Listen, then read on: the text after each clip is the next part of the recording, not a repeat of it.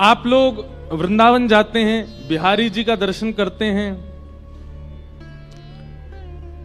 ठाकुर जी का धाम में दर्शन करना, ठाकुर जी का धाम में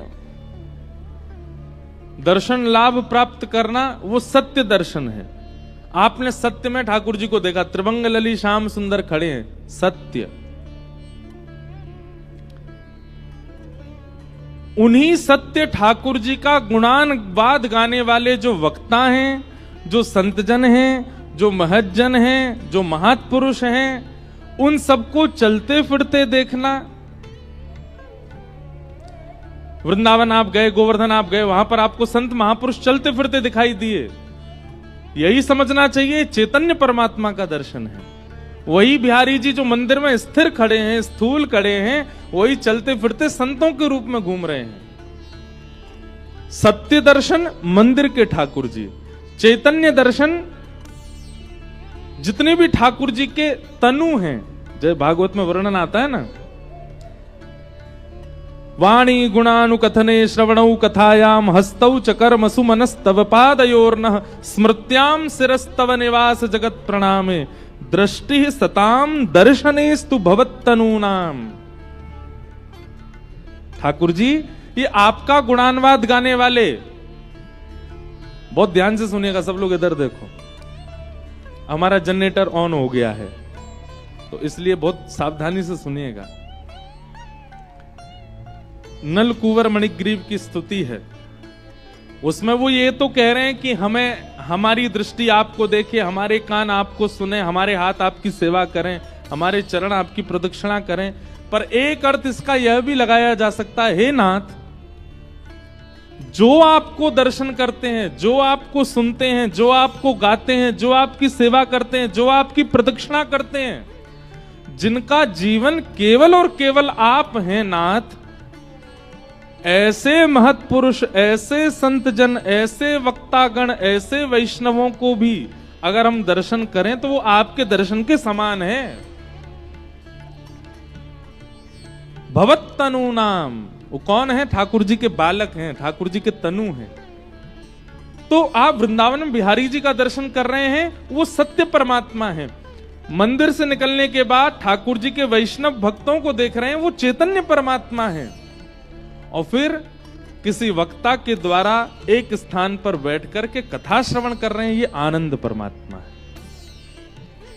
आप कथा में बैठे हो, अपना फोन निकाल करके सेल्फी लेना जरा अपनी, सब लोग लेना नहीं, ऐसे ही बोल रहा हूं। आप लोग अभी अगर अपने आप को देखोगे तो आप लोग इतने प्रसन्न मुद्रा में हो, किसी की शादी की पिक्चर हो, किसी की जन्मदिन की पिक्चर हो और किसी की कथा की पिक्चर हो, तीनों एक साथ करना। आप सबसे सुंदर कथा वाली फोटोज में लगोगे। क्यों? क्योंकि यहां आप सुख में नहीं हो, यहां आप आनंद में हो।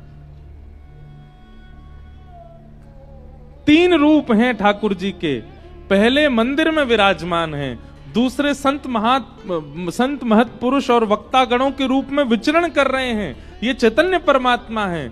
और कथा जो श्रवण आप करते हैं शब्द के रूप से, कर्ण रंध्र से प्रवेश करके जो आपको आनंदित कर देती है, आनंद परमात्मा है, सच्चिदानंद रूपाय। तीनों के दर्शन किए आपने। आपने बिहारी जी भी देखे हैं, आपने संतजन महत्पुरुष भी देखे हैं, वैष्णव जन भी देखे हैं, और कथा भी सुन रहे हो, तीनों के दर्शन हो गए। सच्चिदानंद रूपाय। हर व्यक्ति का नियम बन जाए कि प्रत्येक दिन मुझे इन तीन के दर्शन तो करने ही हैं। पहले सत्य स्वरूप किसी मंदिर में विराजमान ठाकुर जी, फिर चैतन्य स्वरूप चलते फिरते कोई महत्पुरुष, और तीसरे ठाकुर जी की कथा रूपी ये शब्द में शब्द ब्रह्म आनंद परमात्मा, सच्चिदानंद रूपाय।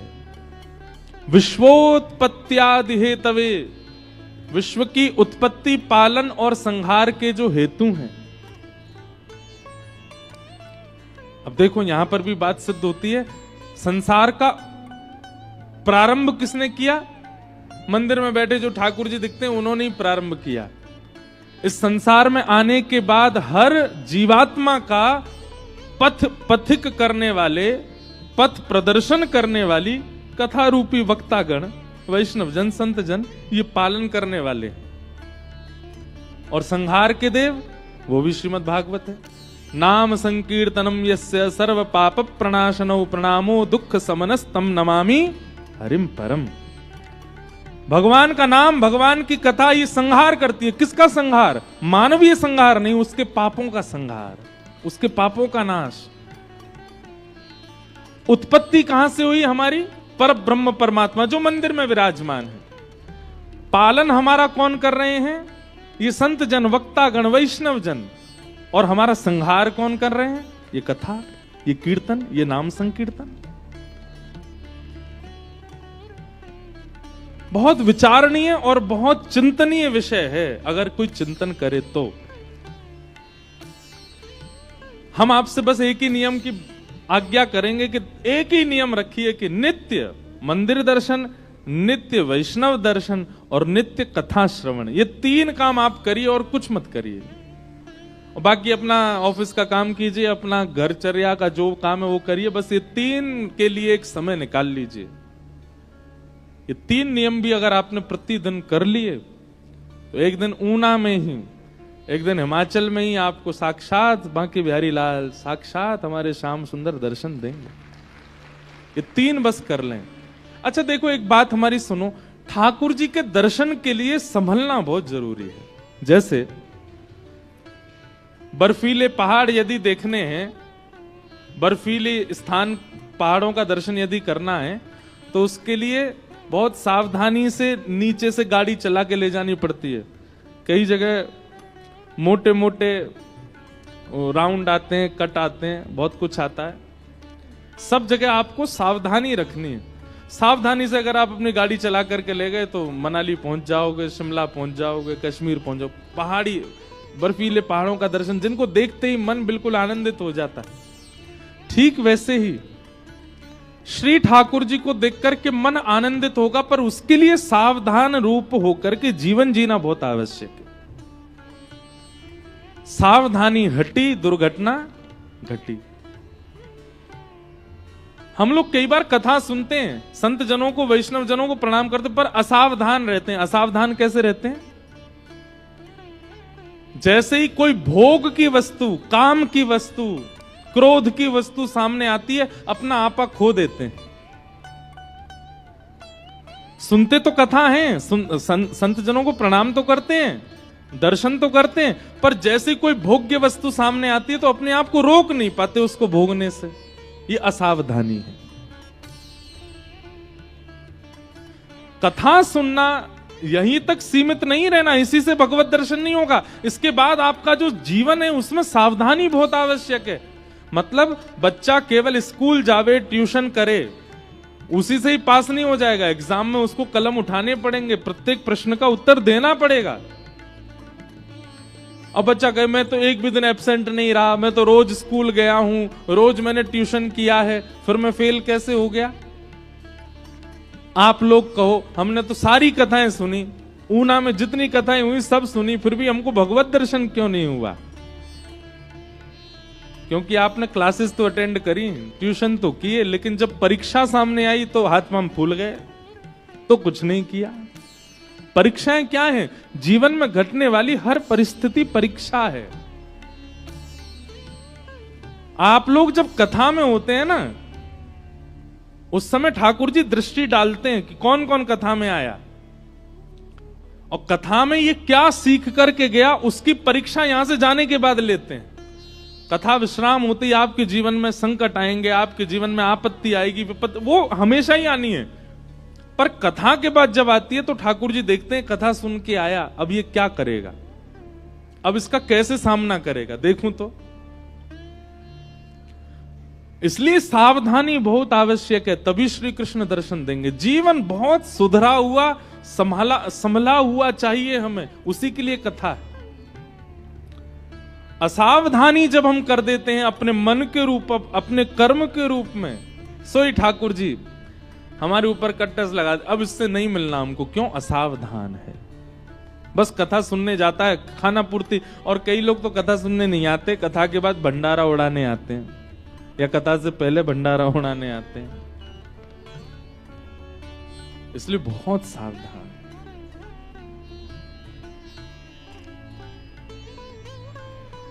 तापत्रय विनाशाय। जिसने सावधानी रखी उसका क्या होगा? बोले तापत्रय विनाशाय।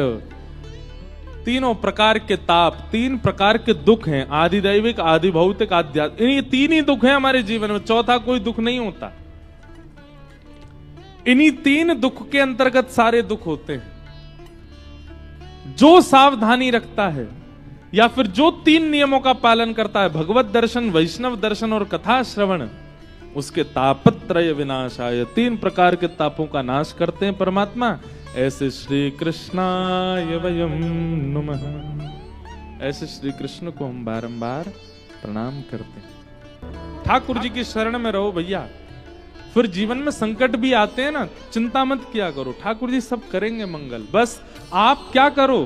कथा श्रवण करके अपने जीवन के संकट जो आते हैं उनसे जूझना सीख जाओ। बाकी सब ठाकुर जी मंगल करेंगे, सब कृपा करेंगे। भागवत जी का महात्म सुनाया गया। भक्ति महारानी ने नारद जी को दर्शन दिए, पर भक्ति के दोनों पुत्र ज्ञान और वैराग्य वृद्धावस्था में थे।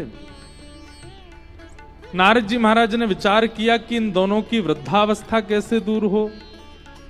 तब नारद जी महाराज ने अनेक संतों के दर्शन करके सबसे पूछा कि ज्ञान और वैराग्य पुष्ट कैसे होंगे। आज बंधुओं ऐसी स्थिति है कि व्यक्ति के अंदर भक्ति तो है पर ज्ञान वैराग्य नहीं है। हमारी बात सुनिए सब लोग, इधर देखो। मौनी अमावस्या को कुंभ में एक बहुत बड़ी दुर्घटना हो गई। कई लोगों के प्राण चले गए। क्यों? भक्ति तो है क्योंकि वे कुंभ में, पर ज्ञान नहीं है। ज्ञान क्या नहीं है? अब हम कई लोग हमको बोलेंगे बताओ लोगों के प्राण चले गए, ये कह रहे हैं उनमें ज्ञान नहीं है। नहीं, देखो हमारी बात सुनो। सबको होड़ क्या लगी है कि हमको संगम में नहाना है, जहां गंगा यमुना मिलती हैं वहीं नहाना है। अब एक ही जगह 10 करोड़ लोग नहाने के लिए जाएंगे तो दिक्कत तो हो जाएगी। ज्ञान किसे कहते हैं? कि भाई संगम का मतलब केवल वो स्थान नहीं है जहां दोनों नदी मिल रही हैं। जिस जगह संगम हो रहा है उसके दूर दूर तक ये पूरा प्रयागराज क्षेत्र जो है ये संपूर्ण संगम कहला रहा है। आप अगर संगम पर नहीं भी पहुंचे, आप शहर में घूम रहे हैं तो वहां की हवा भी आपको स्पर्श कर रही है, तो भी आपका संगम स्नान हो रहा है। अब लोगों में होड़ क्या लगी, वहीं नहाना है जहां दोनों नदी मिल रही हैं। ये अज्ञान है।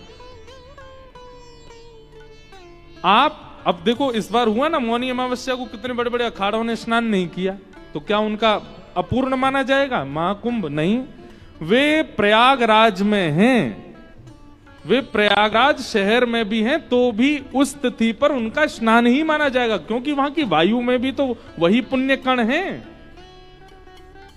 अब ये अज्ञान हो गया लोगों को। नहीं तो आप गंगा जी में नहाओ, यमुना जी में नहाओ, किसी भी घाट पे नहा लेते, आपकी अमावस्या पूर्ण हो जाती। पूरे 10 करोड़ लोग विकसित होकर स्नान कर लेते, दिक्कत नहीं होती। पर यह अज्ञान हो गया। भक्ति तो है पर ज्ञान नहीं है। भक्ति तो है पर वैराग्य नहीं है। वैराग्य किसको कहते हैं? वैराग्य का मतलब बाबा जी बन जाना नहीं होता। वैराग्य का मतलब महाराज जी बन जाना नहीं होता। वैराग्य का मतलब होता है जिस वस्तु को आप देख करके तुरंत उसके प्रति उपभोग की इच्छा होने लगती है, वह इच्छा का समाप्त होना, वो वैराग्य है। इच्छाओं का विश्राम होना वैराग्य है। अच्छा एक बात हमारी सुनो, 10 वर्ष के जब हम थे तब हमको टॉफी बहुत बढ़िया लगती थी, टॉफी, चॉकलेट। लेकिन आज जब 28 वर्ष के हो गए, अब हमको टॉफी कोई दे दे तो ऐसा कोई रुचि नहीं उसके प्रति। क्यों? धीरे धीरे धीरे धीरे धीरे जब समय आगे बढ़ता है तो अपने आप कई इच्छाएं आपकी शांत होती चली जाती हैं। यही वैराग्य है। पर टॉफी की इच्छा शांत होना यह कोई श्रेष्ठतम वैराग्य नहीं है। श्रेष्ठतम वैराग्य क्या है? उन वस्तुओं से इच्छाओं का समाप्त होना जिन वस्तुओं के कारण पाप के भागी बन जाते हैं हम लोग। उन वस्तुओं के प्रति वैराग्य होना।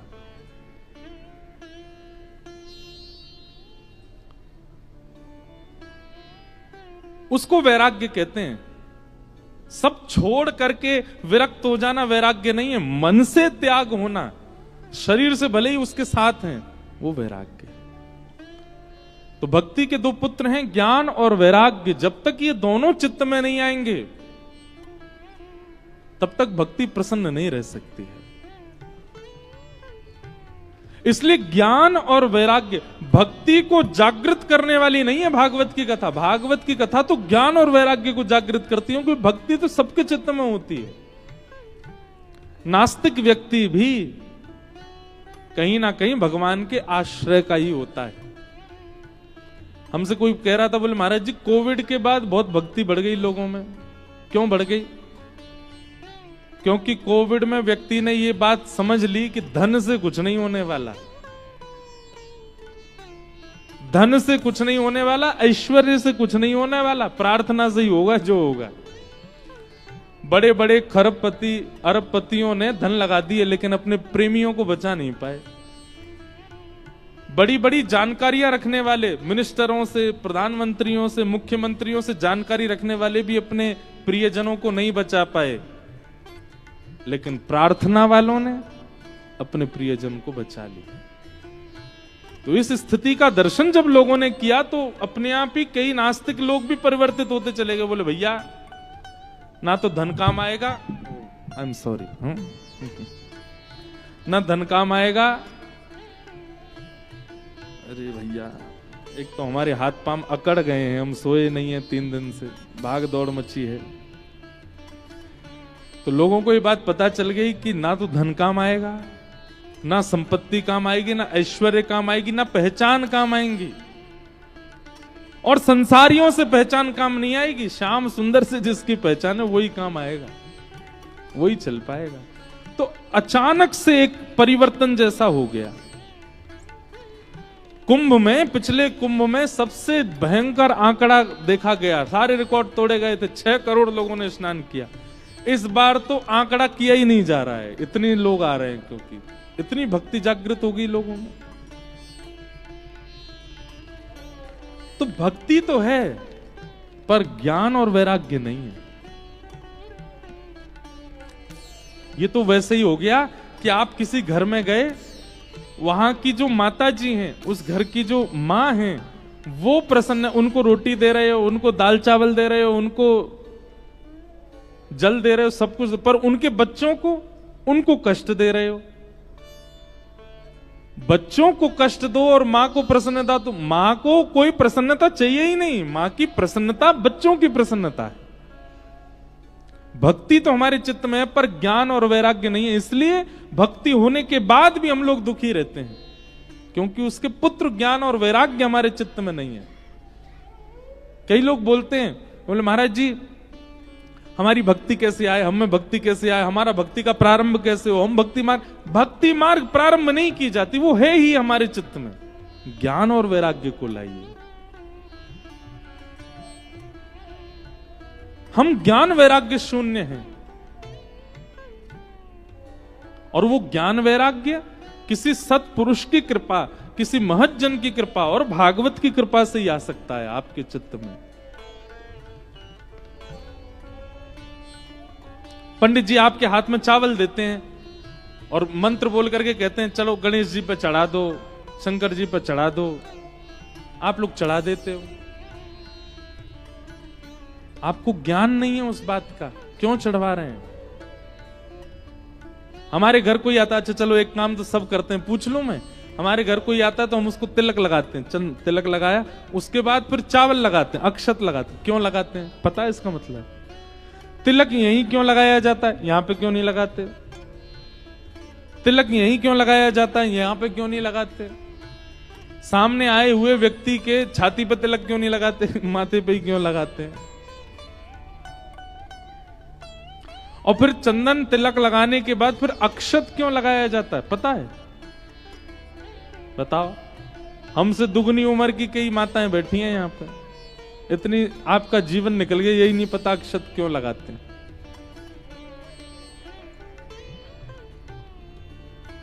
ताली भी बज गई, हमें नहीं पता। बहुत सीधे हैं हमारे हिमाचल के लोग।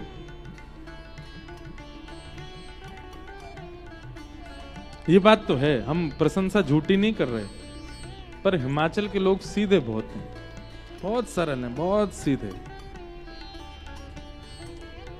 और वही आपका सीधापन, वही आपकी सरलता आप सबके मुखाकृति में दिखती है, बहुत सहज है। इसलिए मेरा सबसे प्रिय प्रांत है हिमाचल, बहुत अच्छा लगता है। मुझे ज्यादा रहने का अवसर नहीं मिला, पर घूमा मैं खूब हूं हिमाचल में। ज्यादा भी नहीं घूमा, थोड़ा ही घूमा हूं, इसलिए भी। अच्छा, एक और बात है कि अति प्रिय वस्तु से जितना दूर रहा जाए वो उतनी ज्यादा प्रिय और लगती है। हम थोड़े कम ही घूमे, लेकिन फिर भी हमको बहुत अच्छा लगता है। यहाँ के लोग, यहाँ का भोजन पानी, यहाँ के लोगों का स्वभाव, बोली भाषा। जैसे हमारे ब्रजवासी सीधे हैं, वैसे अब तो ब्रजवासी थोड़े से चतुर हो गए हैं। ठाकुर जी जब आए थे ना पृथ्वी पर, तब बहुत सीधे थे ब्रजवासी। और ठाकुर जी को हम अपनी कथा में ये बात कहते हैं, ज्ञानी जितना जल्दी प्राप्त करेगा, वैरागी जितना जल्दी प्राप्त करेगा, विरक्त जितना जल्दी प्राप्त करेगा, उससे कई गुना ज्यादा जल्दी सीधा व्यक्ति प्राप्त कर लेगा, भोला व्यक्ति प्राप्त कर लेगा, सहज व्यक्ति जो सरल है।